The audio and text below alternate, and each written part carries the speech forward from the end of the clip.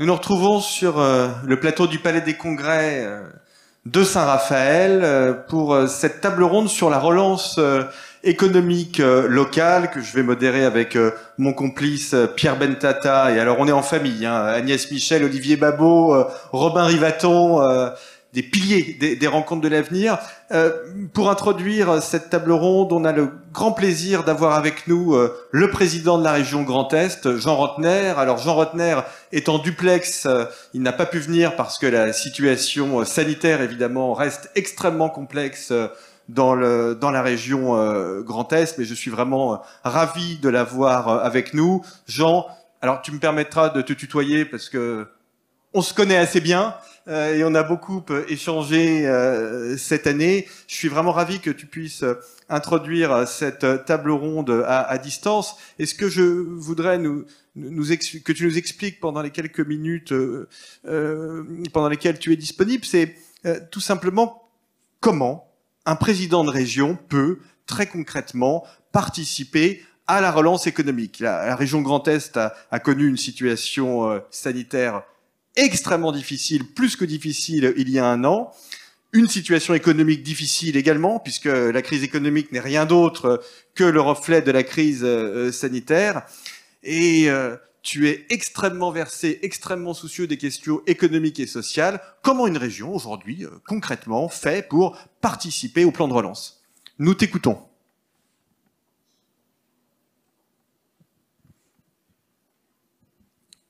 Alors, est-ce que le président Rottner m'a entendu? Nicolas, je ne sais pas si tu m'entends, mais j'ai un problème. En fait, je n'ai pas du tout entendu ta question. Alors, je suis extrêmement assuré et il n'y a pas de son pour moi. Est-ce que là tu m'entends? Technique, on peut faire un petit break. Est-ce que là tu m'entends? Alors, est-ce qu'on peut résoudre ça? Et si on ne peut pas le résoudre à très court terme, est-ce qu'on peut me le dire? Auquel cas, je commencerai la discussion avec nos amis. Alors, on va commencer les discussions avec nos amis.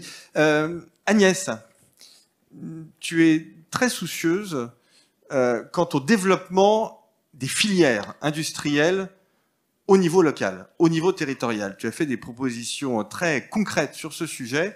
Est-ce que tu peux nous exposer ton diagnostic et ton point de vue? Oui, merci Nicolas. Donc effectivement, ce qui est intéressant, c'est de se remettre dans la dynamique et de ne pas se focaliser uniquement sur cette situation sanitaire que l'on expérimente et qui est dramatique, bien entendu, pour l'ensemble du monde économique. Mais la question de la relance de l'activité territoriale, c'est un sujet qui a un certain nombre d'années, puisque tout le monde le sait ici, la France a notamment a subi une désindustrialisation, assez forte depuis une quarantaine d'années. Donc la question que nous nous sommes posée notamment chez Terra Nova il y a déjà 2-3 ans, donc encore une fois avant la crise, c'est quelle serait la bonne stratégie pour permettre un développement à la fois industriel global au niveau national, mais ancré dans les territoires, puisque cet ancrage territorial, je vais développer un petit peu là-dessus, est en fait un critère essentiel de réussite. Alors, depuis cette analyse, on a vu une légère maîtrise du nombre d'aides publiques aux entreprises, notamment sur les sujets industriels. Donc on est passé de 3000, alors j'ai regardé hier soir, à 1858, puisqu'il y a un site où vous pouvez regarder, qui est assez bien foutu d'ailleurs. Alors le site, le nom, pour ne pas me tromper, je vais vous en donner le nom exact. C'est l'Observatoire des aides aux entreprises, voilà, un site public. Donc ça recense l'ensemble de ces aides.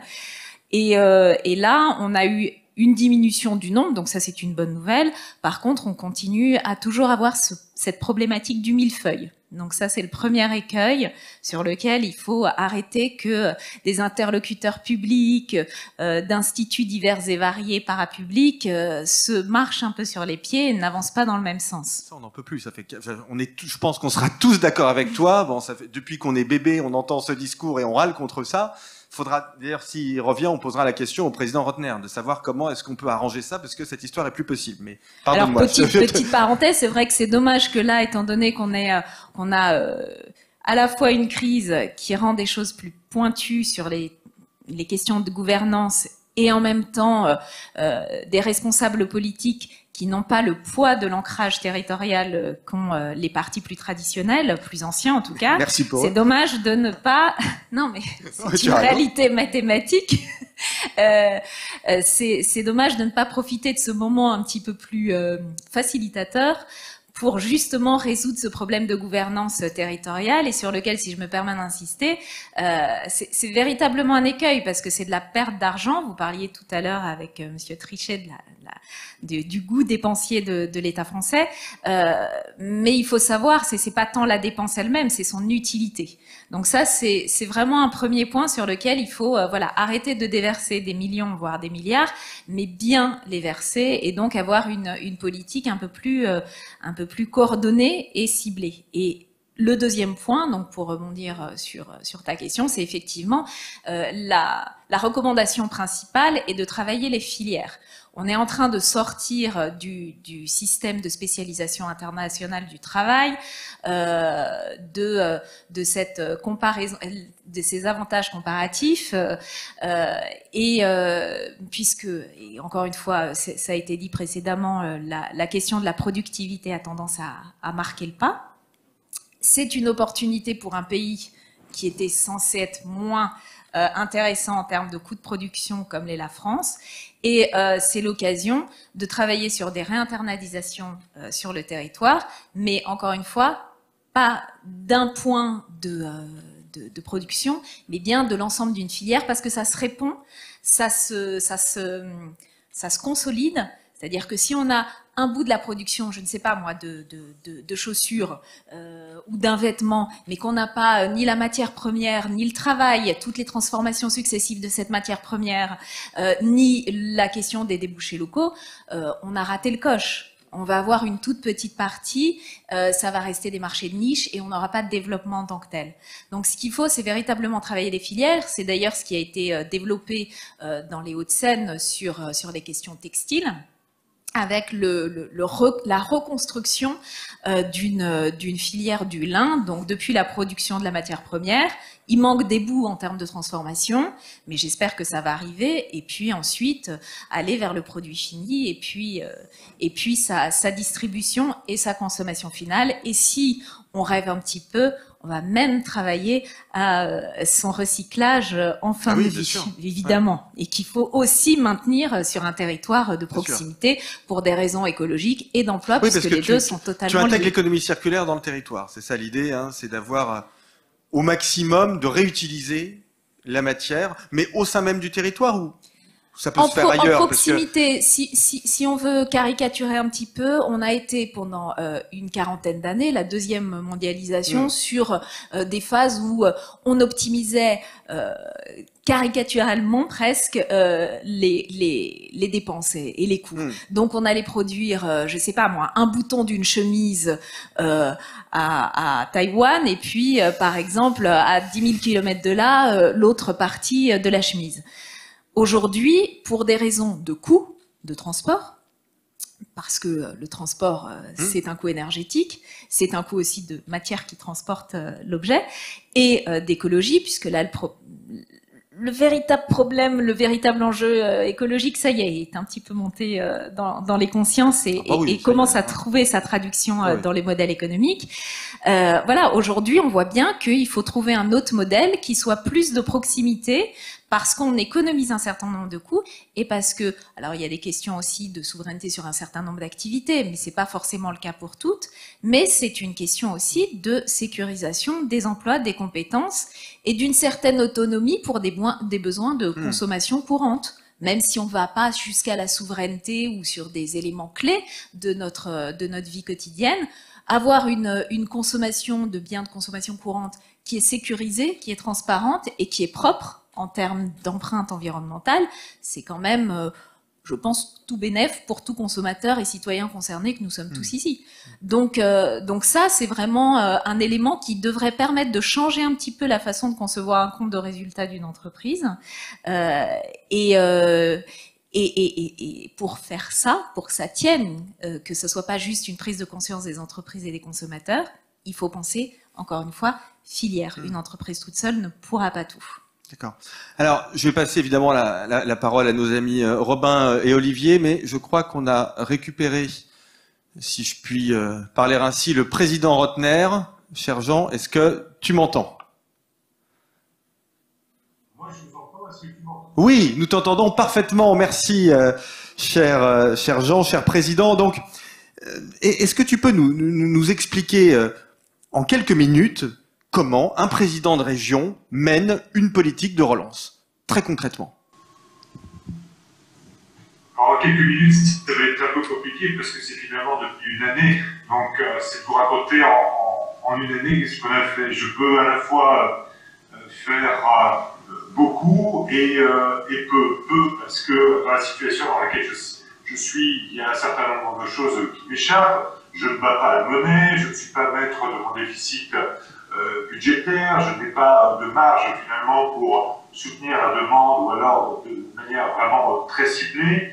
Donc mes marges de manœuvre sont limitées. Et en même temps, eh bien, j'ai quand même la possibilité de faire, c'est la maille sur laquelle peut se jouer un plan de relance qui est assez intéressante à l'échelle d'une région comme la mienne, qui est une région d'une surface intéressante, c'est la population de la Belgique et 2 fois sa surface. Donc il y a là aussi la capacité de travailler, la capacité de développer des politiques et là aussi de faire un lien entre facteurs de production, capital et travail, d'avoir des suppléments d'âme et de dynamique à l'échelle de mon territoire et de pouvoir essayer finalement de changer radicalement la donne et d'essayer d'impulser. Finalement, c'est une question de volontarisme, une question de stratégie, c'est une question de... Et côté stratégie, il a été absolument nécessaire pour nous eh bien, de connaître, de comprendre finalement les rouages extrêmement fins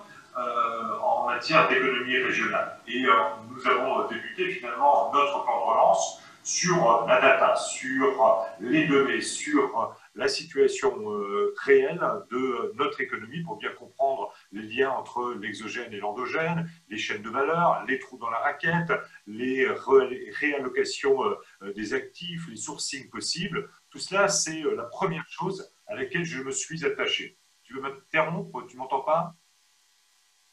Et voilà, je suis tellement passionné que je n'ai pas d'interruption à formuler. Vas-y, continue. Oui, continue, bien sûr. D'accord. La seconde, toujours au plan économique, finalement, pour nous, ça a été de comprendre vraiment la dynamique de notre économie et d'essayer de bien distinguer ce qui était gagnant de ce qui était plus exposé, l'endogène de l'exogène, aussi de bien comprendre le fonctionnement, les changements en cours dans le numérique, dans le durable, dans le green, dans l'industrie. Et ça a permis de poser un premier diagnostic. Alors, on l'a pas fait tout seul. On l'a fait en période de confinement. Tu y as d'ailleurs participé en tant qu'expert. Et nous avons mobilisé plus de 1000 acteurs pendant le confinement autour de 80 conférences qui nous ont permis de préparer notre plan de relance, ce qu'on appelle notre Business Act, qui a été marqué par une décision de l'Assemblée régionale tout début juillet, avant le plan de relance national, avant le plan de relance européen, de telle manière à ce que bien, la chaîne de logique finalement dans ce domaine-là puisse bien s'implémenter. Nous, ça a été très simple. On n'a pas réinventé la poudre, mais on a 3 défis qui sont moteurs du changement et ils ont évolué pour moi depuis. C'était naturellement le défi écologique, le défi numérique et le défi de ce qu'on appelle l'industrie 5.0 avec 3 engagements extrêmement clairs. C'était agir pour les potentiels humains, le bien-être, s'appuyer sur le collectif, sur les collectivités engagées, et enfin mobiliser un capital de confiance, un capital de croissance. Pour cela, nous avons défini de manière très simple 80 actions, 40 projets, 12 solutions de simplification, avec 3 questions que j'adressais à mes interlocuteurs. Que faut-il faire tout de suite? Que faut-il faire avant fin 2020? Et que faut-il faire à partir de 2021? Des soutiens immédiats qui sont manifestés, vous les connaissez par cœur, je ne vais pas revenir dessus, mais notre objectif, c'était finalement de transformer profondément l'offre là où la région est particulièrement légitime, là où partout ça a été possible. Ça a été finalement d'accompagner une stratégie du laboratoire à l'entreprise, de la solution innovante à la chaîne de production, du marketing digital, aux commerçants de quartier, de la solution énergétique, au territoire, pour que cette offre soit plus verte, plus digitale, plus différenciée, et que nous puissions toujours avoir ce que je n'avais de cesse de marteler à mes interlocuteurs, il fallait que nous ayons un coup d'avance. Et tout cela, c'était s'adapter en même temps aux nouvelles exigences des consommateurs, de nos citoyens, augmenter notre compétitivité, préparer une économie résiliente, on dit maintenant covidante pour certains experts, et finalement ce soutien à l'offre, c'est aussi comprendre comment les entreprises, les territoires vont investir ces prochaines années.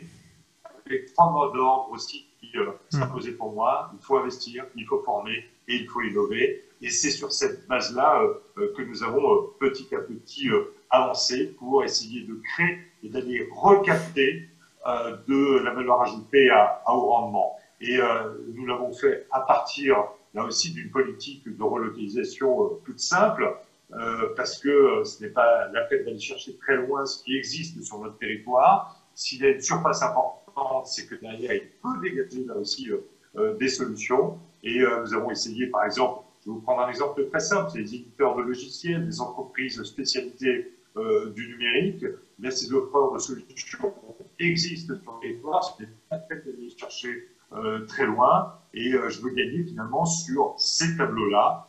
C'est un plan d'avance autant qu'un plan de relance. C'est ce que nous faisons aussi, par exemple, en matière d'intelligence artificielle. Nous le faisons à l'échelle de notre région, mais pas seul, compte tenu de notre position européenne tout à fait marquée. Je le fais avec l'Allemagne, le Luxembourg, je le fais avec la Belgique, mais naturellement avec les Hauts-de-France. Je salue, je crois, Xavier, qui me succédera dans quelques instants. Absolument. Nous faisons le Grand Est partie de ce club des 5 qui ont 4 frontières à l'échelle européenne, et c'est quelque chose d'extrêmement puissant, puisqu'il faut raisonner à la fois à l'échelle du territoire national, mais d'ores et déjà à l'échelle d'un territoire européen qui peut nous permettre là aussi d'aller chercher de la valeur. Et c'est mon job de faire bénéficier mes entreprises, ma région, de ces vents porteurs qui sont juste de l'autre côté de la frontière et qui nous permettent d'avancer parfois plus vite, de bénéficier aussi de la dynamique d'autres pays. Et il faut pour ça de la diplomatie, il faut pour ça de la réorganisation, il faut pour ça de la capacité aussi de convaincre sur le territoire que ce n'est pas de la concurrence, mais au contraire que c'est une façon de rebondir plus rapidement. Et en termes de méthode, pour moi, une lacune, c'est de l'intelligence collective, c'est cette capacité de travailler ensemble, d'avoir des effets démultiplicateurs, et également dans les budgets, d'aller chercher dans les programmes européens, programmes de dépenses, là où 1 euro mis par la région, finalement, permettent, grosso modo, aujourd'hui, de multiplier par 5 ce que nous investissons sur notre territoire. Merci. Alors, quelques exemples extrêmement concrets, c'est naturellement... je te demande juste d'être concis, Jean. Ouais. Numérique. Je considère, moi, au niveau de la région, par exemple, que créer un institut régional de la croissance, c'est le faire de manière très simple, avec un guichet universel en capacité d'accompagner toutes les transformations des entreprises, des territoires, selon une logique de parcours connue, extrêmement simple pour les chefs d'entreprise, pour les territoires, qui s'appuie sur les offres régionaux possibles. Ça ne nous empêche pas de travailler là aussi avec les grands, avec OVH, celui OVH qui a connu des déboires au sujet à Strasbourg, mais avec Dassault, avec IBM, avec Microsoft, mais avec une mission qui crée de la valeur sur mon territoire directement, qu'on voit partir de notre territoire. C'est cette logique de transformation finalement environnementale et industrielle que nous essayons. Très clair. Ce modèle, je l'applique également à la transition environnementale. Et là où c'est particulièrement puissant, c'est quand on s'adresse aussi finalement à une forme de transformation citoyenne.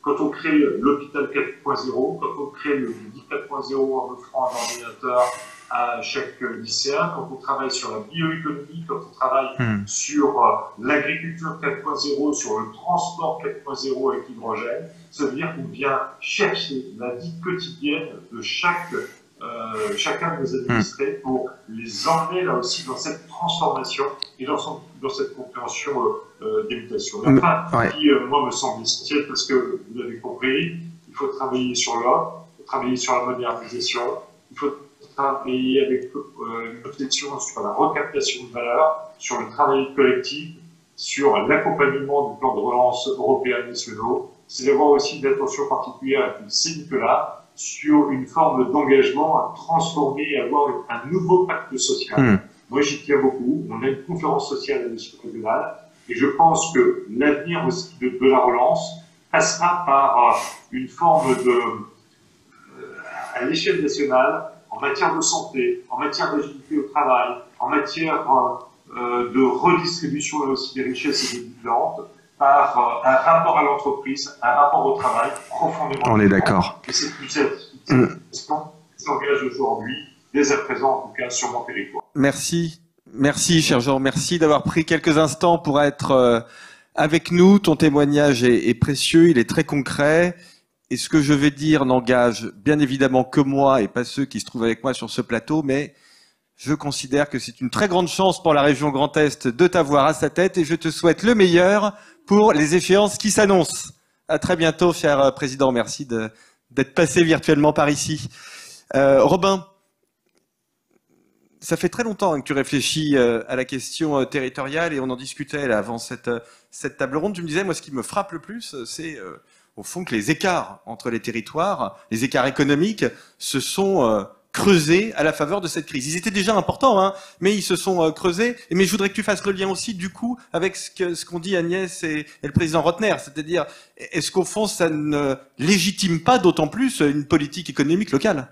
Oui, je pense que ce qui est important, c'est de voir que la relance, ça s'inscrit dans un troisième temps. Après la trajectoire normale, la crise, et seulement la relance. Et quand on regarde un peu, on essaye de dessiner un peu les contours de ce qui se passait auparavant.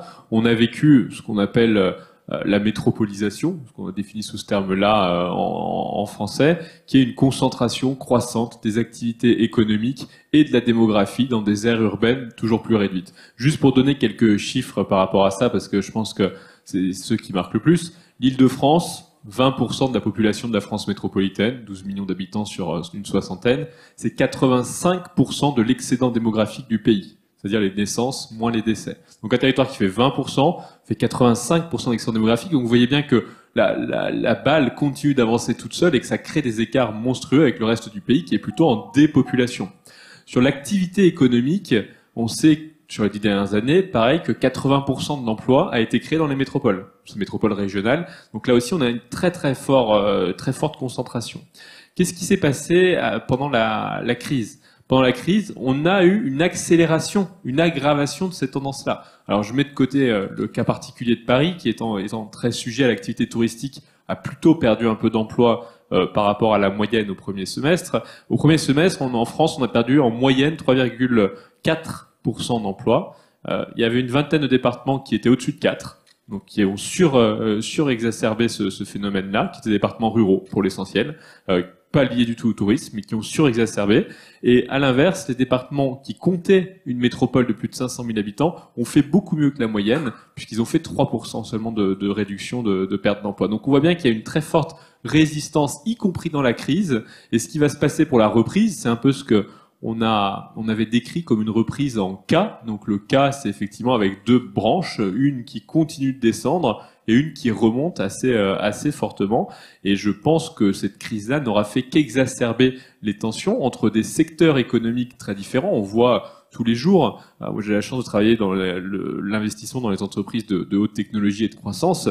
On voit que l'activité a repris de plus belle, c'est-à-dire que l'investissement est encore beaucoup plus fort, les valorisations n'ont cessé d'augmenter, les entreprises font des croissances extraordinaires puisqu'il y a eu un changement des habitudes de consommation, des usages culturels extrêmement puissants pendant la crise, et donc ça a permis l'adoption, la facilité d'adoption de ces solutions-là. Et inversement, on voit bien qu'il y a une concurrence extrêmement forte sur toute une autre partie du tissu productif, que ce soit des services à plus faible valeur ajoutée, que ce soit de la production manufacturière dans certains territoires qui sont aujourd'hui parce qu'elle est soit désorganisée, soit parce que les concurrents d'autres pays ont renforcé leur position. Je pense notamment à l'Asie où il y a quand même une pression déflationniste très forte sur les prix industriels. Alors là, avec les effets du pétrole commencent un peu à se voir, mais on a eu plutôt une baisse des prix de ces produits-là depuis. Et donc on a un très très fort risque de sortir de cette crise avec vraiment ce scénario en K.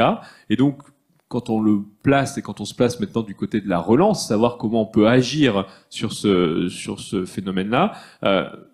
Une première remarque liminaire, c'est que ceux qui vont nous dire ou nous faire croire que les mouvements, les migrations à l'intérieur du pays peuvent venir compenser cet aménagement totalement disproportionné ou vraiment déséquilibré du pays se trompent lourdement. Je préfère mettre un terme tout de suite au mythe que voilà les Franciliens vont quitter l'Île-de-France ou des villes métropolitaines vont se vider au profit de leur campagne. C'est faux. C'est pas ce que nous montre la statistique. Et les ordres de grandeur sont de toute façon très très largement inférieur à ce qu'il faudrait par rapport au déséquilibre démographique que j'ai esquissé. Donc ne nous trompons pas là-dessus. Non mais ça c'est très important que tu insistes là-dessus parce que c'est vrai qu'on a beaucoup entendu dans les médias depuis un an l'idée selon laquelle les habitants des villes allaient tous partir acheter des maisons de campagne. Certains ont acheté au milieu de... Certains ont acheté des maisons de campagne, mais oui, ils restent plus, dans la ville. En donc, plus. En plus. Donc aujourd'hui, on n'a pas du tout un phénomène naturel qui viendrait compenser ce déséquilibre initial. Et donc on a un très très gros sujet de relance locale. Relance locale qui, de mon point de vue, est dans un terreau politique extrêmement favorable, puisqu'on a bien vu toutes les limites de la centralisation administrative et politique, notamment dans la gestion de la crise sanitaire. Donc il y a aujourd'hui quelque part une volonté des citoyens de confier le pouvoir à des autorités qui sont plus proches d'eux, que ce soit les mairies, que ce soit des départements, que ce soit les régions. Il y a cette volonté très largement partagée. La question c'est jusqu'où doit-on aller? Est-ce que on doit aller vers plus de moyens financiers? Je le pense, notamment dans la fixation de la fiscalité. On doit aller beaucoup plus loin dans ce domaine-là. On doit aller dans Attends, tu peux peut-être, ça va faire plaisir au maire de Saint-Raphaël, donc tu es favorable au fait de donner davantage d'autonomie fiscale? Davantage d'autonomie fiscale non, mais attends, alors, aux collectivités. Aujourd'hui, ça me passionne. C'est-à-dire davantage d'autonomie fiscale. Aujourd'hui, les collectivités locales peuvent fixer les taux des impôts existants, ou alors est-ce que toi, tu es carrément favorable à ce que on puisse faire jouer la créativité fiscale, que les collectivités locales... Alors, je suis jamais très favorable à la créativité fiscale. Non, je sais bien. Mais je suis favorable à ce que, évidemment, avec des bornes et des plafonds et des planchers, mais Quoique, aujourd'hui, ayons en tête que les Français sont mobiles, que les gens votent avec leurs pieds, que les gens ont une capacité de mobilité, d'information, de capacité de quitter un territoire si celui-ci devient toxique du point de vue de la fiscalité, ils le feront beaucoup plus fort qu'il y avait 20, 30 ou 40 ans. Donc, c'est au passage, tu connais ça par cœur, c'est le problème de la Californie aujourd'hui. Hein. Exactement, c'est le sujet californien aujourd'hui, où des gens quittent la Californie pour le Texas parce que c'est un État qui est considéré comme plus avantageux du point de vue de la fiscalité. Et donc, les gens sont beaucoup plus mobiles. Donc, même sur la question de savoir à quel moment on créerait des bornes hautes ou basses pour limiter le pouvoir fiscal des collectivités territoriales, je pense que il faut quand même vraiment faire confiance aux citoyens qui est beaucoup plus en capacité de faire ses choix. Le deuxième point, c'est surtout des pouvoirs réglementaires. Je pense qu'on a un très très gros sujet. Si demain on veut avoir notamment un impact sur les territoires, j'allais dire les plus ruraux, ceux qui se situent le plus en périphérie des métropoles et qui aujourd'hui n'ont pas du tout la capacité d'attirer des entreprises à les faire venir. Je pense que le pouvoir de régulation est un pouvoir extrêmement intéressant. Je livre juste une anecdote. Elle est pas nécessairement à répliquer dans notre pays, mais le gouverneur du Nevada a proposé la semaine dernière un projet de loi qui fixe des zones franches d'innovation. Qu'est-ce que c'est? Ce sont des entreprises, si à condition qu'elles investissent $1 milliard, c'est quand même pas non plus totalement rien, mais si l'entreprise investit $1 milliard, l'entreprise a le droit, dans une zone, sur 8 technologies clés, qui sont les technologies de la productivité dont on parlait à l'instant, celles qu'on aimerait qu'elles se déploient pour qu'ensuite on puisse retrouver ces effets de la productivité dans la croissance économique et donc dans l'élévation de notre niveau de vie. Si les entreprises investissent sur ces 8 thématiques, elles ont le droit d'émettre une partie de leur propre régulation. Je ne sais pas si c'est la bonne ou la mauvaise méthode. Moi, ça me fait rêver, hein, je te dis tout de suite. Moi, je pense on doit aujourd'hui aller beaucoup plus loin dans l'autonomie fiscale et réglementaire des collectivités si on veut pouvoir changer les choses, parce que le simple fait de dire on va compenser par des transferts, ça ne suffira pas. Les transferts dont on parle doivent se chiffrer en centaines de milliards d'euros. Et on n'a pas la capacité aujourd'hui à organiser de tels transferts, et encore moins parce qu'on créera des risques de refus des zones les plus aisées qui vont refuser de financer et de financer cette compensation pour d'autres territoires. Donc ça ne marchera pas par les transferts, ça ne marchera pas par les mouvements de population, ça marchera par la saine concurrence entre les territoires. Et cette saine concurrence, elle passe d'abord par la capacité aux maires, aux élus locaux, aux élus régionaux de pouvoir fixer la réglementation et la fiscalité à l'échelle de leur territoire. Olivier, je t'ai vu réagir de là où je suis visuellement à beaucoup de choses, donc je te laisse du coup maintenant réagir verbalement. Tout ce qui a été dit depuis le début était du miel pour mes oreilles. Cette crise a été intéressante parce que tout d'un coup les gens ont paru découvrir des trucs qui existaient depuis très très longtemps. Quand Gravier, le géographe, écrit Paris, le désert français, on est en 1947. Hein, ça fait extrêmement longtemps que le problème existe. 98% du territoire, c'est 70% des gens, et pourtant, si vous prenez les 15 métropoles, en effet, ça concentre plus de 80% de la croissance. C'est là que s'est concentrée en fait la prospérité. Bon. Il y a plein de choses intéressantes qu'a dit le président Rotner. Je trouve que c'était assez enthousiasmant de présenter les choses comme ça. Si on essaye d'analyser un petit peu la raison et évidemment les leviers qu'on peut faire jouer pour essayer de contrebalancer cette inégalité, ces inégalités territoriales, tout ce qui a été dit était très bien. Je crois que il y a quelque chose qu'il faudrait absolument, dont il faut prendre compte, c'est que la tendance française depuis très longtemps, malheureusement, c'est une disparition du politique. Ce dont nous souffrons, c'est une disparition du politique au profit de l'administratif. Il y avait un livre de Rosan Vallon très très intéressant qui montrait qu'au XIXe siècle, il y avait toujours eu un combat entre l'administratif et le politique. L'administratif considérant qu'il incarnait la continuité de l'État et en fait quasiment l'État lui-même sur ces bavasseurs de parlementaires qui servaient pas à grand-chose et qui étaient un peu contradictoires. Je crois qu'on a en grande partie malheureusement assisté à une forme de prise de pouvoir de l'administration sur le politique et que justement on n'a plus assez de politique. Alors, il y a un livre super de l'historien Paulin Ismar qui s'appelle La démocratie contre les experts ou quelque chose comme ça, ou La démocratie et les experts, et en fait il montre qu'en Grèce antique on avait compris le risque pour l'administratif de prendre le pouvoir sur le politique et qu'on avait réglé le problème en faisant que les administrateurs c'était des esclaves, donc ils ne risquaient pas ils n'avaient pas le statut d'homme libre et donc ils ne risquaient pas de rentrer dans l'ecclésia et de prendre le pouvoir politique. Évidemment nous on n'a pas cette possibilité-là, n'est-ce pas? En revanche, ce dont il faut prendre conscience, c'est que la loi contre le non-cumul a été finalement une bêtise extraordinaire, a été pour moi un coup sur notre démocratie extraordinaire. Et là, je dois avouer que j'ai eu mon chemin de Damas. J'étais le premier à dire il nous faut des gens qui viennent faire de la politique comme une mission à un moment donné, qui viennent de la société civile. Et j'ai totalement changé d'avis. On a besoin de barons. C'était en fait. un peu la remarque d'Agnès, enfin peut-être, je ne dirais pas de façon aussi brutale, mais il y avait un peu de... on a besoin alors, de gens. Je ne vais pas devenir défenseuse du cumul des mandats, attention.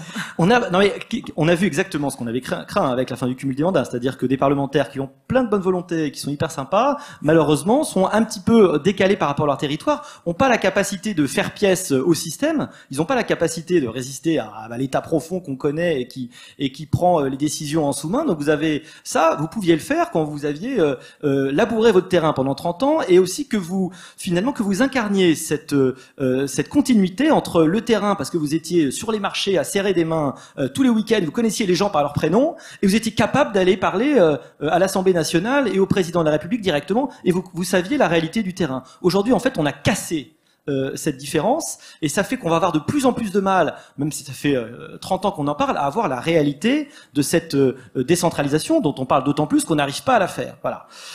Et malheureusement, ce qu'a bien montré le président Rotner, c'est que c'est quand vous avez un homme politique justement qui a des idées, vous pouvez vraiment changer les choses. L'administratif, il va s'assurer de la conformité des choses. Voilà, il va s'assurer que les choses sont faites dans la conformité. C'est un peu comme un auditeur.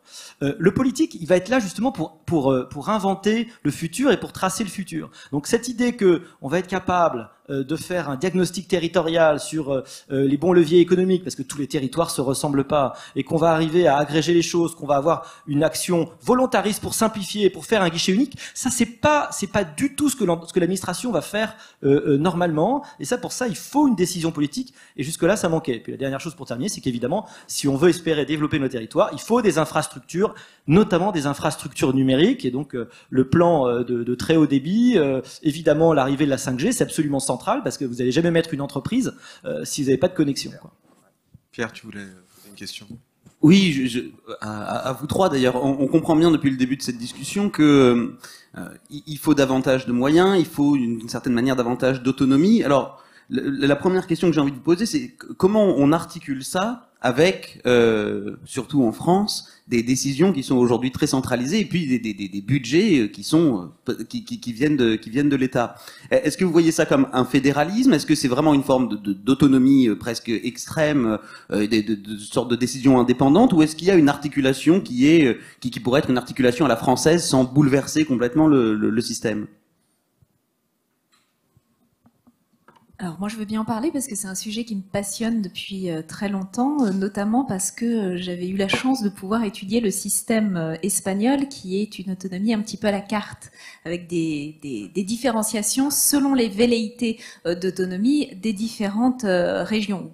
Comunidades autónomas, voilà, pour faire un petit peu d'espagnol.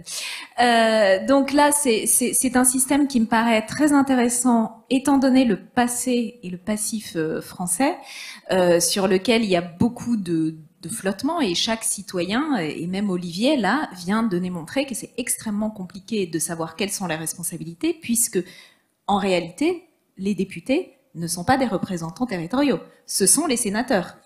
Et donc, il y a cette espèce de biais parce qu'ils sont élus sur une circonscription qui fait croire à tout le monde que du coup, ils doivent représenter un territoire, ce qui n'est absolument pas le cas. Ils doivent représenter justement le Parlement, la partie Assemblée nationale doit représenter l'ensemble de la France. Ce qui pose un problème, c'est que si on parle budget, par exemple, sur environ 1000 milliards de budget global de l'État, puisqu'il y a la partie qu'on appelle budget de l'État, mais après il faut associer la partie gestion de la sécurité sociale et la partie qui est du coup reversée, puisqu'il n'y a pas d'autonomie fiscale des collectivités territoriales à ces dernières, ça ne représente que 20%. Les collectivités territoriales qui régissent un grand nombre de ce qui constitue notre quotidien n'ont que 20% du budget global. Et elles se le partagent à 3. Et quand je dis 3, c'est pour simplifier. En fait, il y a plus, surtout avec les intercommunalités, etc., etc. Donc, il y a énormément d'instances qui se partagent un petit bout du budget et sur lesquelles elles n'ont aucune prise puisque les clés de répartition sont fixées au niveau national. Donc, le problème, il n'est pas temps de cumuler les mandats. Moi, je suis toujours totalement contre. Le problème, pour répondre à ce que disait Olivier, et pour redonner justement de l'action aux collectivités, c'est d'abord une bonne fois pour toutes de simplifier le millefeuille. Donc le département qui ne fait que de la délégation de services publics n'a pas vocation à être politisé puisqu'il ne fait qu'appliquer ce qui est décidé au niveau national sur la santé. Après, on peut discuter de si c'est la bonne méthode, etc. Ce que je veux dire, c'est que politiquement, il n'y a pas de justification à maintenir un échelon dit politique, donc électoral. Il faut absolument permettre une collaboration au sein d'un territoire pour que qu'il n'y ait pas justement de concurrence trop exacerbée et potentiellement dévastatrice sur des territoires proches, mais qu'il y ait vraiment une collaboration, parce qu'il n'y a pas de filière s'il n'y a pas de collaboration au sein d'un territoire, d'un bassin d'emploi et donc d'une filière, parce qu'encore une fois, voilà, vous avez la petite mécanique qui est plutôt sur la région Rhône, excusez-moi. Vous avez donc, j'en parlais, le textile qui se réinstalle dans les Hauts-de-France. Voilà, vous avez des spécialités, des spécificités historiques régionales qu'il faut entretenir sur la base d'une collaboration. Quel est donc le meilleur échelon? Eh ben, la région. Alors, peut-être qu'elles sont un petit peu grossies ces dernières années, mais la région reste l'échelon qui correspond à la vie de tout citoyen. Vous, aujourd'hui, alors, vous êtes assez peu dans la salle, mais toutes les personnes qui nous regardent, vous vivez au niveau d'une région, vous ne vivez pas au niveau d'une commune, vous ne vivez pas au niveau d'un département, vous vivez bien au niveau d'une région. Donc c'est là que il faut absolument donner de l'autonomie, donc sur le modèle du décideur-payeur, on parle du pollueur-payeur, il faut aussi dire le décideur-payeur, ce qui permettra aux citoyens de voter sur des actions concrètes et pas sur des actions par défaut dans une contrainte financière extrêmement forte, et ça permettra de donner les moyens aux régions de véritablement lancer des plans de développement. J'ai juste une toute petite remarque par rapport à tout ce qui s'est dit. Vous avez tous parlé du numérique. Oui. C'est génial le numérique, c'est super, ça permet le télétravail, ça permet même les téléconférences, comme ça, c'est très bien et écologiquement, il y a plein de choses très intéressantes à faire. mais ça ne peut pas être l'alpha et l'oméga de tout développement territorial. Si par exemple on parle du numérique et de l'ensemble des services, je sais pas moi, de livraison, etc. À un moment donné, il y a un produit. D'ailleurs, le numérique, c'est aussi des réseaux, des câbles, des antennes, c'est du physique. Et ce physique-là, aujourd'hui, il n'est pas produit en France.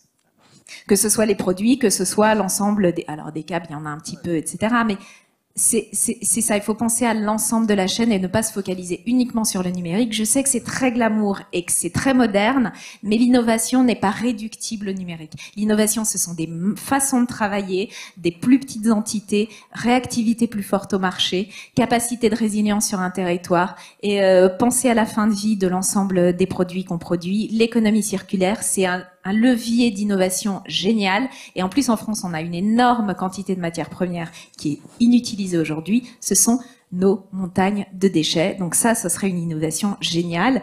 C'est peut-être pas très numérique, c'est peut-être pas très glamour, mais ça, c'est vraiment ce qui va développer nos territoires de façon concrète. C'est très glamour. Je suis 1000 fois d'accord avec toi. Moi, j'adore. Mais moi aussi, l'économie circulaire, ça me passionne depuis longtemps. Et notre ami Emmanuel Combe évoquait ce matin la question fondamentale des semi-conducteurs. Donc, en réalité, nous sommes sur la même ligne. Olivier Robin, je vous laisse réagir à la remarque de Pierre. Oui, alors d'abord, c'est vrai que le thème, c'est relancer les territoires. En réalité, le thème, c'est lancer tout court. Hein, ça, tu as raison. En fait. Parce que tout le problème, c'est que c'était pas... Finalement, la crise, ça a été Enfin, quand même, avec la crise, on voit que les présidents de région, vraiment, mouillent terriblement leur chemise. La crise c'était une apocalypse au sens étymologique, c'est-à-dire un dévoilement. Et donc c'est pas mal qu'on ait pris conscience de beaucoup de choses. Tout d'un coup, on a ouvert les yeux, on a dit c'est vrai que la part de l'industrie dans le PIB a été divisée par 2 en 30 ans. Tout le monde le savait, mais c'est bien que les impôts de production, ça tue notre industrie. Bon, ce qui n'empêche pas qu'il y a toujours le syndrome T'as NIMBY. 1000 fois raison, parce que je peux quand même partager ça. Nous, on nous a beaucoup dit pendant la crise. Oh là là, mais alors vous vous rendez compte, il y a plus rien, on n'est même plus capable de produire des masques. Mais les gens qui nous disent ça sont quand même gonflés. Enfin, mais ça fait 15 ans qu'on le dit jour et nuit. Et donc on dit ça comme si on le découvrait. Mais bon, pardon, excuse-moi. Oui, mais ce qui n'empêche pas qu'il y a toujours le syndrome NIMBY, not in my backyard. Hein, c'est-à-dire que c'est comme les éoliennes, l'industrie, c'est super, mais quand c'est pas chez soi. Donc on a encore ce genre de phénomène-là aujourd'hui.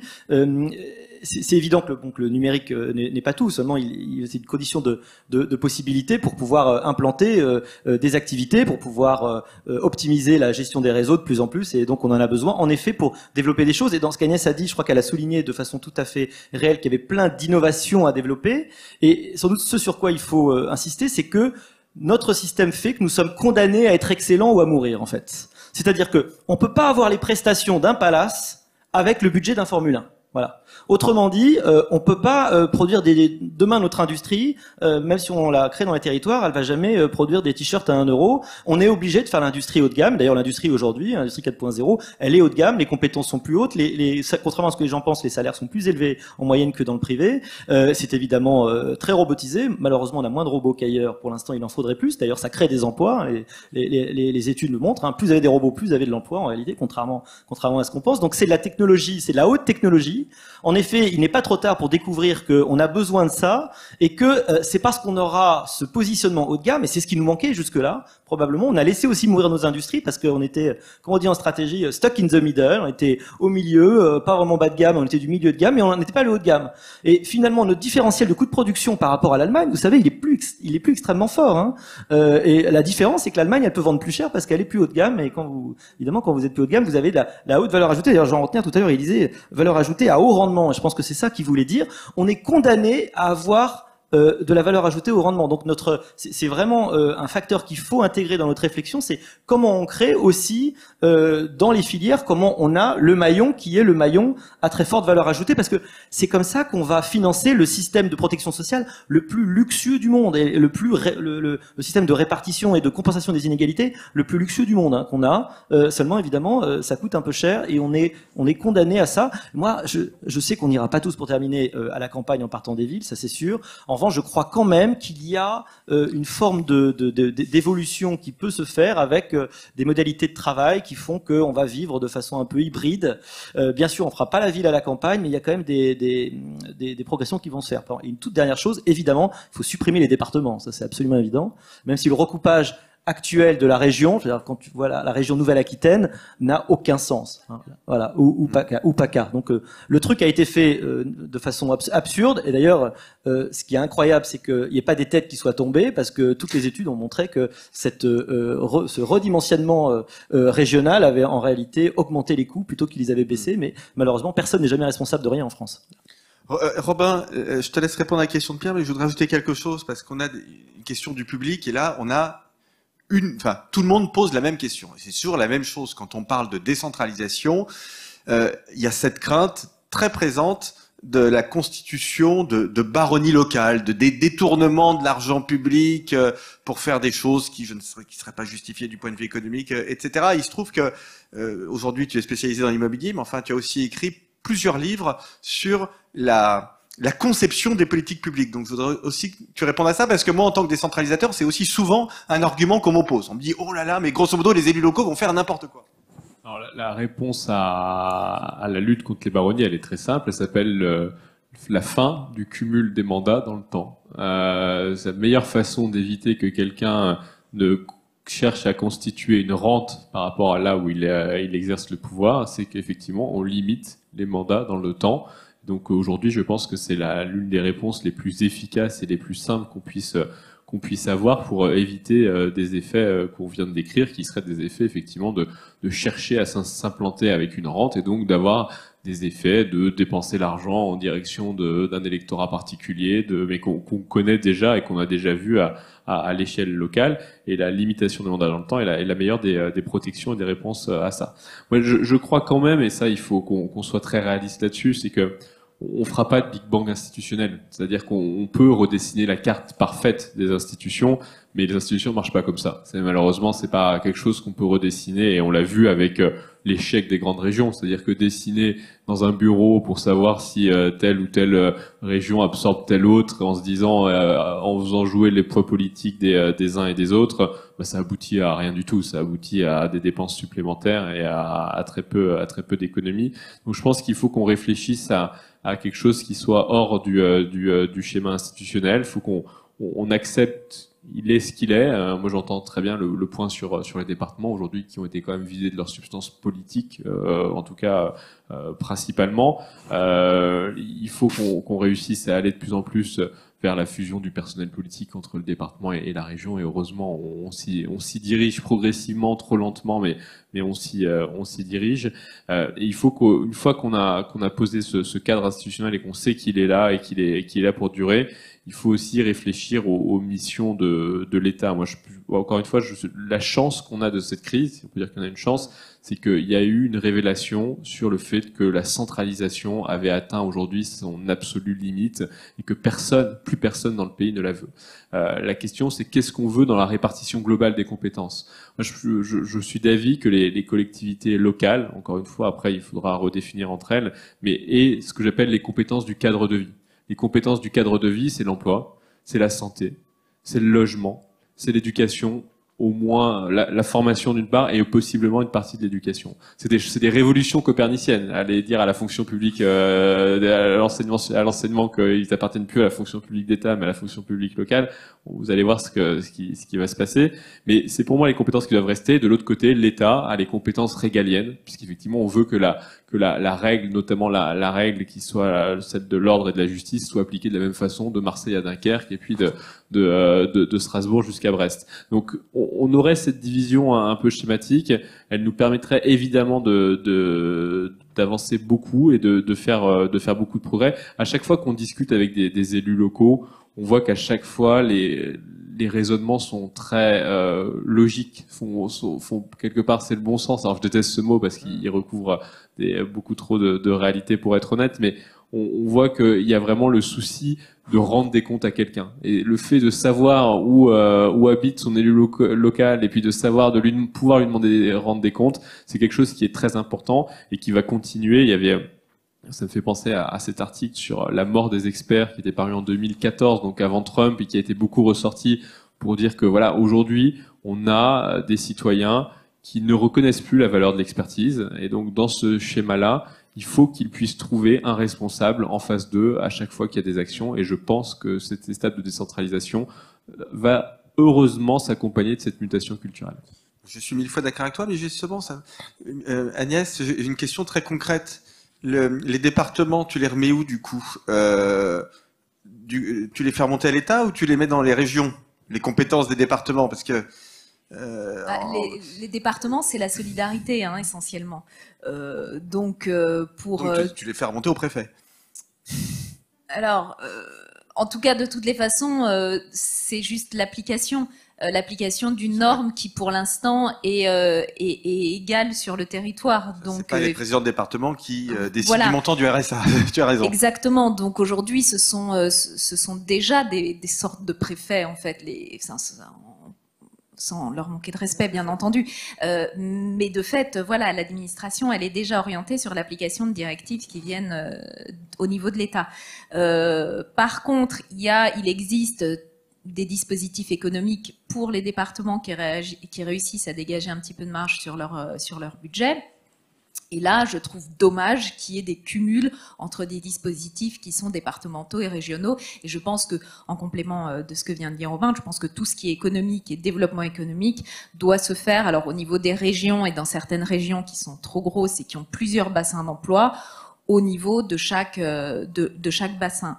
En complément de la question du non-cumul dans le temps, je pense que ce qui est intéressant, c'est de développer non pas effectivement des expertises figées dans le temps et parfois un petit peu têtues comme celles qui nous dirigent beaucoup et qui viennent de ces grands corps d'État qui ne se remettent pas beaucoup en question et qui n'ont pas vocation démocratiquement à le faire, malheureusement. Je pense que c'est intéressant de développer des modes projets au niveau des collectivités territoriales qui permettent aussi d'avoir des mandats de délégation qui peuvent être plus ciblés sur une action de développement, je ne sais pas moi, sur par exemple un circuit court en termes alimentaires, je dis ça au hasard évidemment, et puis développer aussi des compétences de projets participatifs. Pourquoi? Non pas parce que ce serait un petit peu la tarte à la crème, mais parce que ça permet aussi une réappropriation du territoire et des enjeux et voilà, des découvertes de potentiel de terrain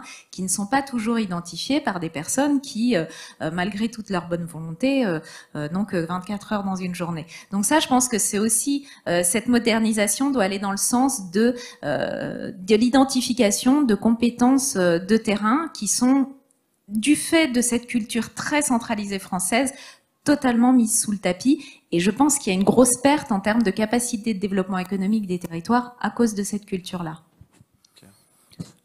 Olivier, j'aimerais te poser une question qui revient souvent là parmi les auditeurs et essayer de la reformuler le plus fidèlement possible. Mais on comprend bien que davantage d'autonomie, davantage de décentralisation va avoir un effet positif au niveau économique. Vous semblez être à peu près d'accord là-dessus.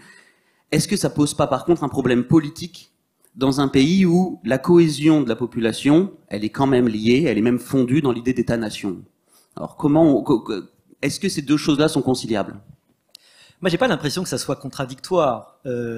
Justement, on a vu pendant la crise dans laquelle malheureusement on est encore, tous les défauts du one size fits all. De l'uniformité, du réflexe qui fait que la même chose doit être de l'extrême nord de la France jusqu'à Nice appliquée, alors que justement, peut-être que l'un des mérites de cette crise, c'est de découvrir qu'on pourrait peut-être arriver à moduler en fonction des territoires. Et donc, redécouvrir ce mot barbare qui nous vient du droit européen, mais la subsidiarité, je veux dire, qu'il faut dire et répéter. Il est très important que ça devienne un des principes de fonctionnement. Tu as tellement raison.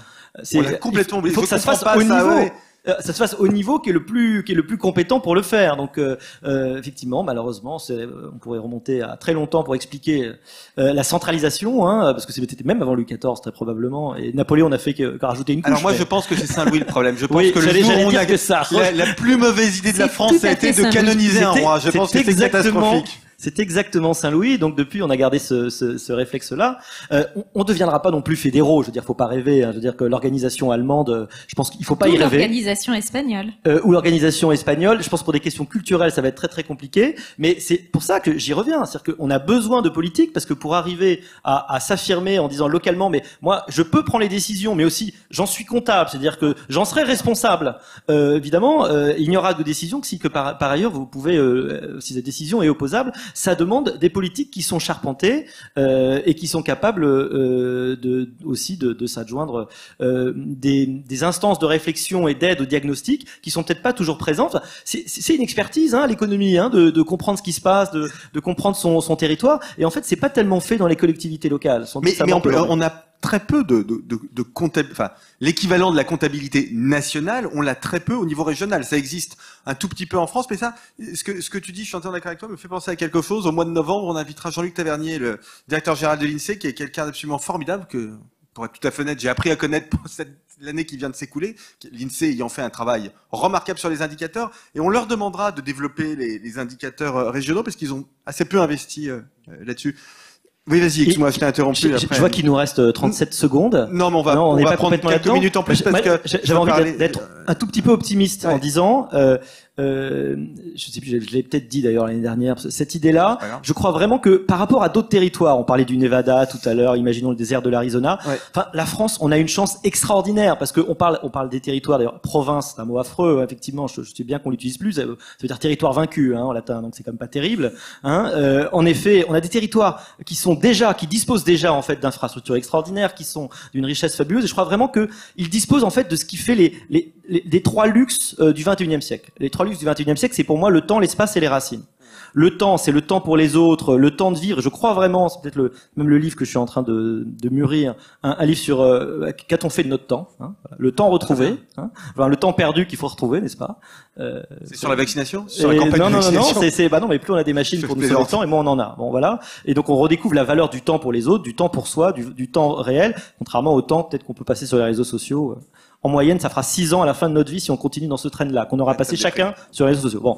Et la deuxième chose, c'est évidemment l'espace, hein. Quand vous payez 1 mètre carré à Paris, le prix de, en gros, tout ce que vous pouvez mettre de côté quand vous êtes au salaire minimum, ça devient complètement fou. Et puis les racines, c'est-à-dire le fait d'habiter dans un endroit qui n'est pas un endroit où comme vous pourriez habiter à 9000 km de là, mais qui a un sens pour vous, c'est-à-dire que vous partagez avec les habitants un projet commun. Et ben ça, les territoires, ils les ont. Alors évidemment, ça ne veut pas dire que tout le monde, encore une fois, va aller à la campagne, mais je crois que vraiment, s'organiser autour de métropoles régionales, et on a la chance d'avoir une quinzaine de métropoles régionales extrêmement vivaces, s'organiser autour de ça, et organiser le système économique et la gouvernance, ça, ce serait très efficace pour arriver à contrebalancer un peu ce pari des arts français qu'on a depuis 80 ans, en fait, en réalité.